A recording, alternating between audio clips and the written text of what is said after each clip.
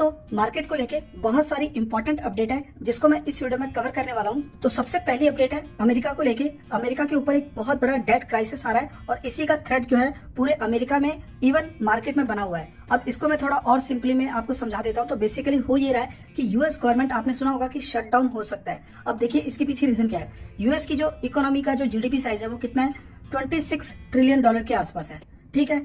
लेकिन इनके ऊपर कर्जा कितना है, $33 ट्रिलियन का इनके ऊपर कर्जा है और ये कर्जा कंटिन्यू इंक्रीज होता हुआ ही देखने को मिल रहा है। अब जैसे कि मेरी अगर मैं इनकम की बात करूं तो मैं 100 रुपए कमा रहा हूं, लेकिन मेरा खर्चा है 150 रुपए। तो मैं खर्चे को कैसे मैनेज करूंगा, 100 रुपए से 100 रुपए चला गया, 50 रुपीज मैंने क्या किया, उधारी ले ली, मतलब कि डेट ले लिया। और यही चीज कंटिन्यू यूएस गवर्नमेंट फेस कर रही है।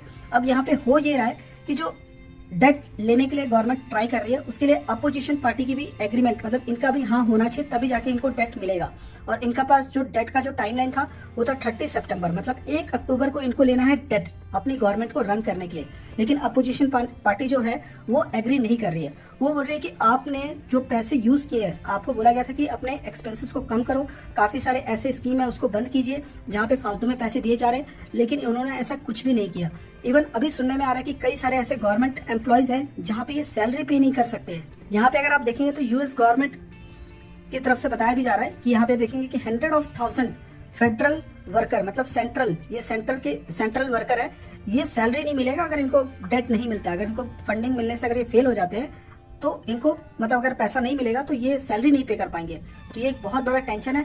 अब बेसिकली जो अपोजिशन पार्टी है वो ये बोल रही है कि जो स्कीमें आपने लगा के रखी हुई है फालतू की स्कीमें हो गई। आप कह सकते हो कि जैसे कि यूक्रेन में भी बहुत पैसा इन्होंने दिया है, अगर वो यूक्रेन में इतना पैसा नहीं दिया होता तो आई थिंक आज इनके ऊपर ऐसा सिचुएशन देखने को नहीं मिल रहा। इसके अलावा इनके काफी सारे बॉर्डर इश्यूज भी है, मतलब अभी अमेरिका में जो डोंकी रूट है उसके थ्रू काफी लोग मतलब अमेरिका में घुस रहे हैं। ये भी एक बहुत बड़ा प्रॉब्लम क्रिएट हो रहा है। जो उनका जो अपोजिशन पार्टी है, जो रिपब्लिकन पार्टी का, वो वो बोल रहा है कि बॉर्डर को स्ट्रिक्ट करो। इस तरीके की चीजें उन्होंने सामने रखी है और इसी वजह से अभी तक उन्होंने हाँ नहीं किया। काफी सारी स्कीमें बंद करने की बात उन्होंने की है। और यहाँ पे अगर आप इसका डेट का चार्ट देखेंगे, ये यूएस का डेट का चार्ट मैंने ओपन किया और ये ग्राफ देखिए कैसे डेट का चार्ट बढ़ता ही जा रहा है। और अभी इस फिगर ने कहाँ पे टच कर दिया, $33 ट्रिलियन के आसपास। और बताया जा रहा है कि 2040 तक ये 50 ट्रिलियन पे पहुंच जाएगा अगर ये लोग मैनेज नहीं कर पाए तो। ये एक बहुत बड़ा टेंशन है मार्केट के लिए। और अगर आप देखेंगे तो डाउ जोन में कभी भी जंप नहीं है, मतलब अगर आप देखोगे तो किसी दिन ऊपर स्टार्टिंग ऊपर होगा लेकिन उसमें कंटिन्यू गिरावट हो रहा है। अब यहाँ पे देख सकते हैं 5 दिन में कितनी गिरावट है, 1%, 1 महीने में तो भी गिरावट, 6 महीने में कोई जंप नहीं है, मतलब ईयर टू डेट देखेंगे कोई जंप नहीं है। 1 साल में 16% का रिटर्न है, लेकिन 5 साल में 26% का रिटर्न है। मतलब 5 साल में अमेरिका में जो ग्रोथ आई है मार्केट में सिर्फ 26% की ग्रोथ आई है। आप समझ रहे हैं कितना बड़ा टेंशन चल रहा है। ये जो टेंशन है ना, ये टेंशन नीचे भी जा सकता है। तो अब देखना रहेगा कि 1 अक्टूबर को किस तरीके का वहां पे अपडेट आता है। उसके अलावा जो क्रूड ऑयल है ये भी मार्केट को इम्पैक्ट कर सकता है, क्योंकि अगर आप देखेंगे तो ये 90 से ऊपर इसका जो है प्रति डॉलर जो है पर बैरल जो है देखने को मिल रहा है। तो ये भी बहुत ज्यादा एक्सपेंसिव है। अगर ये नीचे आता है तो ठीक है, मार्केट इसको एक तरीके से अप्रिशिएट करेगा, अदरवाइज ऊपर जाएगा तो फिर एक डर बना रहेगा मार्केट में। ऊपर से जो अमेरिका है ये कंटिन्यू इंटरेस्ट रेट जिस तरीके से इन्होंने बढ़ा के रखा है, जिस तरीके से ये लोग बढ़ा रहे हैं, उसकी वजह से भी काफी सारे इन्वेस्टमेंट फर्म जो है वो इसके सपोर्ट में नहीं है। वो कह रहे हैं कि मार्केट इसको जो है, पूरा वर्ल्ड जो है इसको मतलब झेल नहीं पाएगा जिस तरीके से आपने इंटरेस्ट रेट बना के रख दिया है।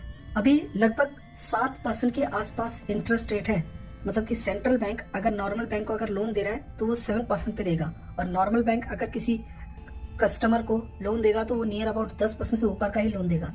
तो ये बहुत ज्यादा इंटरेस्ट रेट हो चुका है जो कि मार्केट में रिसेशन का खतरा बना रहा है। तो ये सारी चीजें जो है अमेरिकन मार्केट में तो सबसे पहले देखने को मिलेगा, थोड़े टाइम के बाद हमारे मार्केट में भी वो देखने को मिल सकता है। अभी फिलहाल हमारा मार्केट हर कोई इसको देख रहा है, यहाँ पे पैसा लगाने के लिए हर कोई रेडी है। तो मैं आपको बोलूंगा मार्केट गिरेगा तो रेडी रहना। सबसे मतलब एक ऐसा डेटा मैं आपको दिखा देता हूँ, ये देखिए, ये अमेरिकन मार्केट है, ठीक है। इसकी ग्रोथ और हमारी ग्रोथ में कितना बड़ा फर्क है। आप अगर 1 साल का चार्ट देखिए तो यहाँ पे देखिए कितना है, डाउ जोन में 16% का रिटर्न, हमारे मार्केट में भी 16% का रिटर्न है 1 साल के अंदर। ओके, अब आप देखिए 5 साल का चार्ट। 5 साल के चार्ट में डाउ जोन में कितना है, 26% का रिटर्न है, और निफ्टी हमारा इंडेक्स 90% का, 3 गुना के आसपास कंपनी यहाँ पे हमारा मार्केट इंडेक्स ग्रो कर चुका है। तो ऑलरेडी इसके ऊपर रिसर्च हो चुकी है। इन्वेस्टर्स फुल्ली फोकस करें कि इंडिया में पैसा लगाओ। इंडिया एक बहुत ही अच्छा टाइम है। और मैं वैसे भी जो बातचीत होती है, आप सोचो मेरे से अदर कंट्रीज के लोग भी बोलते हैं कि हमें इंडिया में पैसा लगाना है। जो दूसरे कंट्री के लोग हैं वो अभी इंडिया में पैसा लगाने के लिए इतना ज़्यादा एक्साइटेड है, तो इंडिया वाले को तो होना ही चाहिए। उनके पास एक अच्छा अपॉर्चुनिटी। आप देख सकते हो किस तरीके से हमारा मार्केट ग्रो कर रहा है, तो असर आएगा, गिरावट होगी, इस बात को एग्री कीजिए, लेकिन लॉन्ग टर्म में आप देखेंगे इंडियन मार्केट ही बीट करेगा, क्योंकि यहाँ पे जो है डेवलपिंग, यहाँ पे इंडस्ट्रीज आ रही हैं और ये ग्रोइंग मार्केट है इंडिया मार्केट। तो इसको देख के हमें आगे बढ़ना होगा।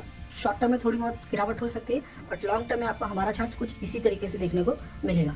अब कुछ अपडेट है कंपनी को लेके, ये मतलब ठीक है, अब जिसके पास है उसके लिए ठीक है, जिसके पास नहीं है कोई बात नहीं है। नवीन फ्लोरिन एक केमिकल कंपनी है, 3,700 रुपये इसका प्राइस आप देख रहे हैं। कोई रिटर्न नहीं है काफ़ी टाइम से, अगर आप देखेंगे 1 साल से काफ़ी गिरावट है, लेकिन 5 साल में देखेंगे तो काफ़ी बढ़िया रिटर्न ये कंपनी दे चुकी है। अभी अपडेट आ रही है कि नवीन फ्लोरिन के जो एमडी है, कंपनी के जो एमडी है, बताया जा रहा है कि ये इसमें 14% की गिरावट इसलिए आई है क्योंकि मार्केट मतलब उन्होंने मार्केट टाइम पे न्यूज़ आई कि इन्होंने जो है कंपनी के जो एमडी है राधेश आर विलिंग, इन्होंने रिजाइन कर दिया है और ड्यू टू पर्सनल रीजन बताया जा रहा है, और इस रिजाइन की वजह से स्टॉक में गिरावट हुई है। बताया जा रहा है कि ये लगभग दिसंबर 15 तक ये कंपनी में काम करेंगे, एज ए एमडी ये कंटिन्यू काम करने वाले, लेकिन उसके बाद कंपनी को कोई और संभालेगा जो कि विशाद मफतलाल, ये कंपनी का टेक ओवर करने वाले हैं। मतलब अंटिल द फर्म अपॉइंटेड नहीं, मतलब जब तक कोई नया नहीं ले लेते तब तक वो कंटिन्यू कंपनी को मैनेज करेंगे। वैसे कंपनी काफी अच्छी है, अगर कोई है तो ठीक है, ऐसे गिरावट का फायदा उठा सकते हैं। बाकी हम लोग इसके ऊपर कम रिसर्च मैं करता हूँ, बाकी अगर आपको डिटेल में पता है देन तो इट्स ओके कि आप इस कंपनी को लेके क्या ओपिनियन रखते हैं। देन उसके बाद नेक्स्ट है हैप्पीएस्ट माइंड। अभी आप देखिए स्टॉक 875 पे है, बहुत ही एक अच्छे लेवल पे ये कंपनी ट्रेड कर रही है। मतलब एक गिरावट हुई है जो इसमें, वो 5 दिन पहले ये जो बड़ी सी गिरावट हुई है, अब उसी पे स्टॉक देखने को मिल रहा है और कहीं ना कहीं सपोर्ट है। और काफी लोगों को पता भी है, पर फिर भी नहीं पता तो अशोक सूता जो कंपनी के मेन प्रमोटर हैं, उन्होंने 1.11% स्टेक जो है कंपनी के ऑफलोड मतलब कि सेल कर दिए हैं। और ये नियर अबाउट कितने शेयर्स हैं, 17 लाख इक्विटी शेयर्स इन्होंने जो है कंपनी के बेच दिए हैं। देखिए क्यों बेचे हैं वो मैं आपको बताता हूँ, लेकिन आप इनको अगर देखेंगे तो इनकी एज 80 से 85 से ऊपर है। तो देखिए इनकी एज के हिसाब से अगर इनके पास कितना भी पैसा होगा ना, आराम से जिंदगी जिएंगे। तो ये क्या करते हैं, समाज सेवा के लिए भी काम करते हैं नॉर्मली, मतलब अपनी एक प्रॉफिटेबल बिजनेस है हैप्पीएस्ट माइंड, वहां से पैसा निकालते हैं, कहीं समाज सेवा में पैसा लगाते हैं, और इन्होंने इसीलिए इस तरीके का डिसीजन लिया है। अगर आप यहाँ पे देखेंगे तो इन्होंने बताया है कि इनका ना veteran entrepreneur and happiest mind technology executive chairman Ashok सूता, यहाँ पे 2 कंपनी के नाम आप देख रहे हो, इतना इन्होंने बेचा है। ठीक है, अब यहाँ पे बताया जा रहा है कि ये जो कंपनी ने बेचा है ना, अभी इनके पास नियर अबाउट कितने % की स्टेक हो जाएगी, अभी फ्रॉम 51 से 50% की स्टेक इनके पास अभी हो जाएगी। तो यहाँ पे अगर आप देखेंगे तो बताया गया कि ये जो ट्रांजेक्शन हुआ है, ये फंड मतलब to fund the capital requirement of एस खान, ये जो कंपनी है इसके लिए कैपिटल पैसों की रिक्वायरमेंट के लिए उन्होंने ये शेयर्स बेचे हैं, जो कि एक not profit medical research form है। तो इसको फ्लोटेड, इसको चलाने के लिए इन्होंने इस कंपनी के इतने शेयर्स बेचे हैं। तो आप समझ सकते हैं, एक तरफ इनका प्रॉफिटेबल बिजनेस है, एक तरफ इनका non profit medical research firm है, उसको ये चलाने के लिए इस तरीके का इन्होंने डिसीजन लिया है। और वो कह रहे हैं कि आने वाले टाइम पे मैं कंपनी के 40% से बिलो स्टेक नहीं करूंगा, मतलब मैं इसको मेंटेन करके रखूंगा, इसको ही मेंटेन करूंगा। आने वाले टाइम पे मैं और भी सेल कर सकता हूँ, बट उससे बिलो नहीं जाऊंगा, ये कंपनी के प्रमोटर ने कहा है। तो ठीक है, अब वो उसकी अब इतना एजेड है, इतना पैसे वाले हैं, आराम से डिविडेंड से भी उनके पास पैसा आ रहा है, दूसरी बड़ी बड़ी एमएनसी कंपनी में उन्होंने पैसा लगा के रखा है, तो उनको जो पैसा आ रहा है वो दूसरे जो है नॉन प्रॉफिट ऑर्गेनाइजेशंस जो होती है वहां पे पैसा लगा रहा है। तो ओवरऑल इसको लेके नेगेटिव टेंशन नहीं है, गिरावट को एज अ यहाँ पे इस गिरावट को ऐड करके अपॉर्चुनिटी बना सकते हैं। ये लॉन्ग टर्म में परफॉर्मेंस ही देने वाली कंपनी है। देन उसके बाद जो नेक्स्ट कंपनी है जेंसॉल इंजीनियरिंग कंपनी, 2000 के प्राइस पर भी देखने को मिल रही है। कंपनी को लेके काफी अच्छा न्यूज देखने को मिल रहा है, जिसमें बताया जा रहा है कि जेंसॉल कंपनी है, ईवी लीज बैग ऑर्डर करीब 75 करोड़ का इसको ये ऑर्डर मिला है, जिसमें ये 500 प्लस ईवी कार्गो व्हीकल बनाने वाली है। तो जिसमें अगर आप स्टार्टिंग देखेंगे तो महाराष्ट्र से है, कर्नाटक से, वेस्ट बंगाल, ये 5 स्टेट है जहां से इसको ये नेक्स्ट मंथ में डिप्लॉय करना है, डिलीवर करना है, जिसमें 20 ईवी गाड़ियां ये जो है इनिशियल स्टेज में तैयार करके देने वाली है। अभी 75 करोड़ का जो ऑर्डर मिला है ना, अगर आप गाड़ी की इमेज देखेंगे तो आपको थोड़ा समझ आएगा। ईवी कार्गो मतलब स्मॉल साइज की गाड़ियां ही रहेंगी और कार्गो से यूज होने वाली है, और इलेक्ट्रिक व्हीकल है, सोलर प्लस इलेक्ट्रिक ये चार्जेबल होंगी, जिसका फायदा जो है आज की डेट में काफी इंडस्ट्री धीरे धीरे इस पर मूव कर रही है। और आप देख सकते हैं इस कंपनी ने काफी लोगों को काफी कम टाइम में काफी अच्छा रिटर्न बना के दिया, और ओवरऑल ये काफी अच्छी अपडेट न्यूज देखने को मिल रही है। देन इसके बाद बात करेंगे टीसीपीएल पैकेजिंग इंडस्ट्री में बहुत ही बिंदास कंपनी है, बहुत बढ़िया कंपनी है दोस्तों। इस कंपनी के ऊपर हमने जब ये कंपनी एक सस्ते वैल्यूएशन पे थी, अभी भी सस्ते पे है, लेकिन काफी ऐसे जब 10-11 के पी पे कंपनी थी तब हमने इसको आइडेंटिफाई किया था, और मार्केट में काफी स्ट्रॉन्ग प्लेयर हैं जो इसके साथ जुड़े हुए हैं।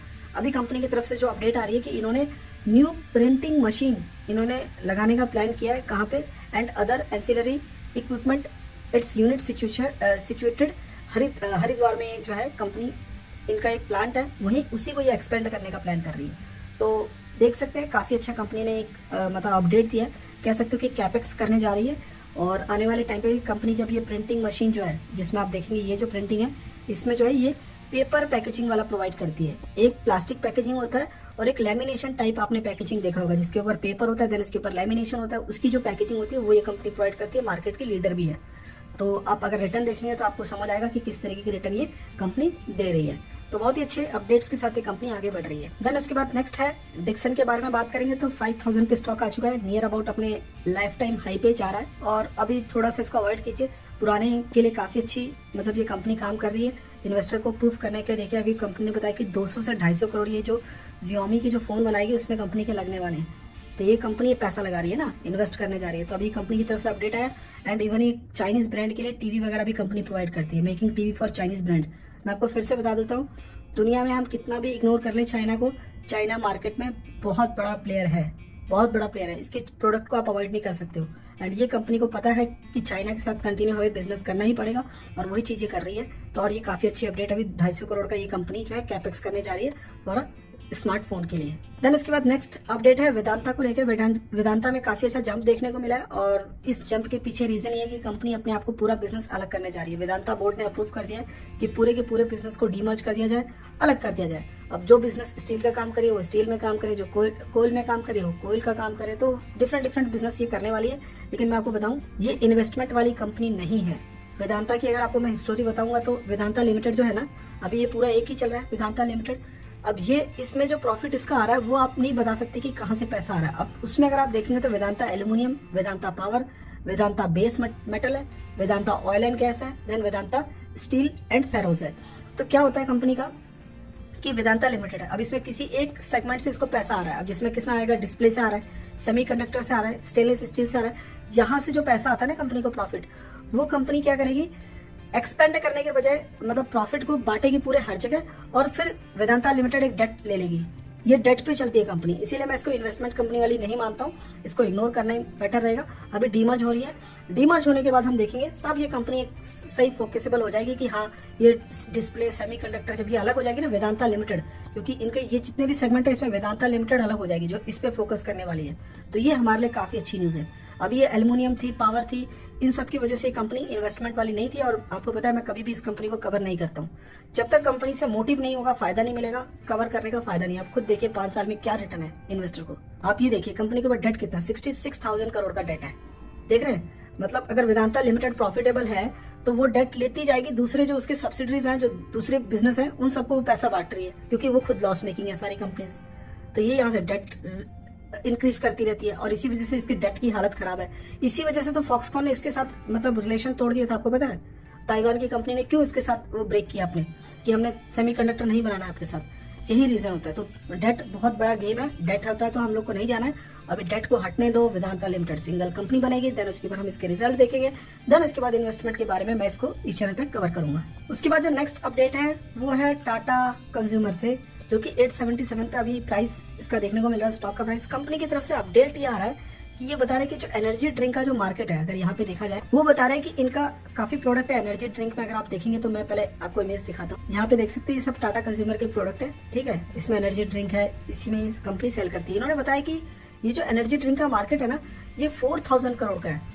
और यहाँ पे ये कह रहे हैं कि ये एक लार्ज मार्केट बनने के लिए तैयार है, ये और बड़ी मार्केट बन सकती है। जिस तरीके से इंडिया में जो कंजप्शन देखने को मिल रहा है, लोग जिस तरीके से ड्रिंक यूज कर रहे हैं, आप देख रहे हैं पेप्सी की सेल, कोको कोला, ये तो एनर्जी ड्रिंक नहीं है, ये तो सिर्फ टेस्ट वाली, इनमें शुगर इतना होता है, फिर भी लोग इसकी मार्केट को पसंद कर रहे हैं। अभी तो एनर्जी ड्रिंक ग्रोइंग मार्केट है, क्योंकि एनर्जी ड्रिंक अगर आप पियेंगे तो इसमें आपको थकावट फील नहीं होगी, कंटिन्यू काम कर रहे हो तो कंटिन्यू काम करते रहो, आपको नींद नहीं आएगी, 18 घंटे आप जग सकते हो।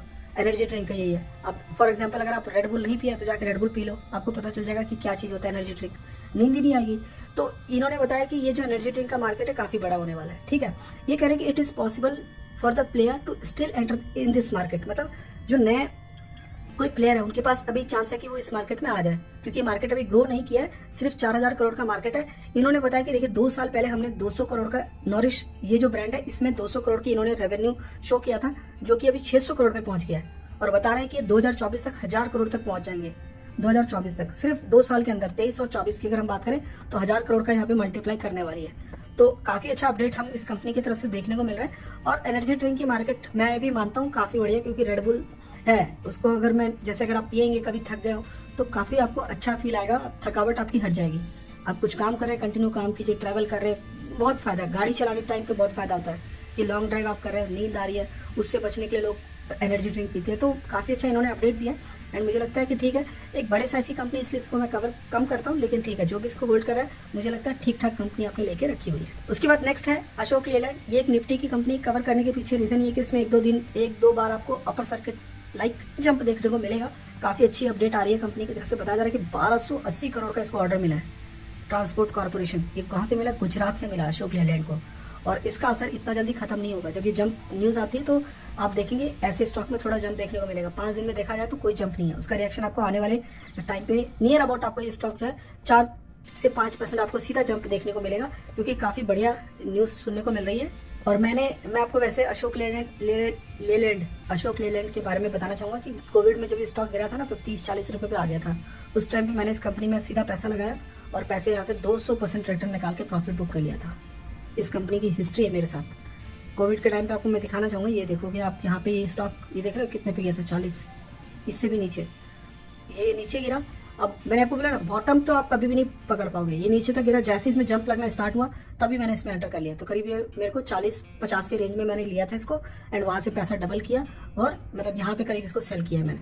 तो काफी अच्छा मैंने इसमें रिटर्न बनाया, पैसे को मल्टीप्लाई करके फिर इसको सेल कर दिया। तो इसी तरीके से होता है ऐसी कंपनी में, निफ्टी वाली कंपनी में जब मार्केट आपको क्रैश मिले ना, वर्ल्ड वार टाइप जैसा कुछ सिचुएशन आता है, बड़ा क्रैश आता है, तो उस समय सबसे पहले निफ्टी को आंख बंद करके बाय करो, हर कंपनी आपको पैसे डबल कर देगी।